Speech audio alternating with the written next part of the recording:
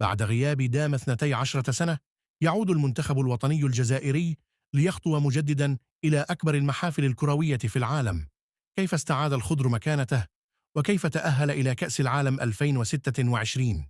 ترقبوا معنا رحلة الانتصار والإصرار.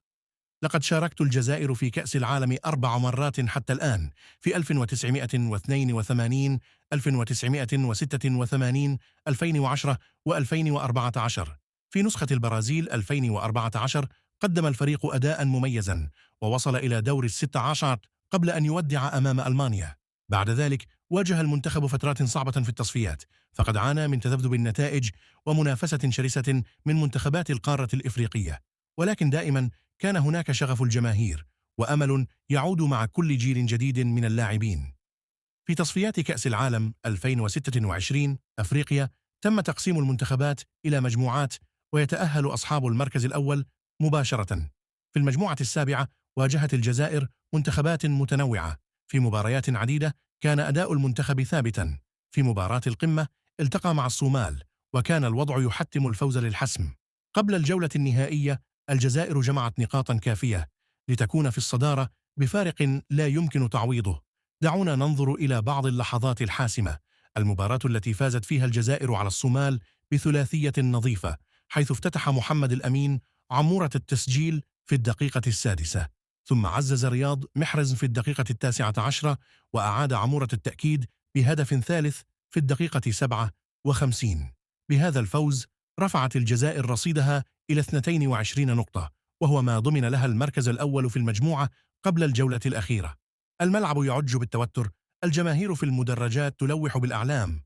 الدقيقة السادسة محمد عمورة يستلم تمريرة متقنة ويتابعها في الشباك. الهدف الأول.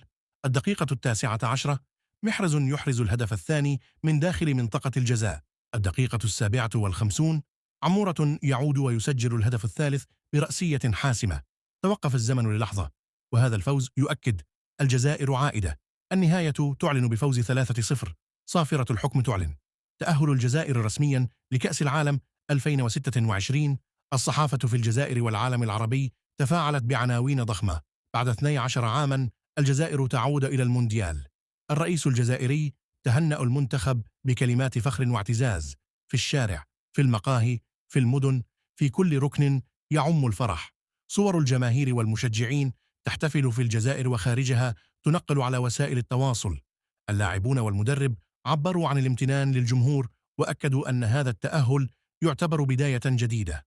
أولاً، عودة الجزائر إلى الواجهة الكروية بعد سنوات من الغياب. الثاني، يعزز ثقة الجماهير واللاعبين بأن الفريق قادر على المنافسة.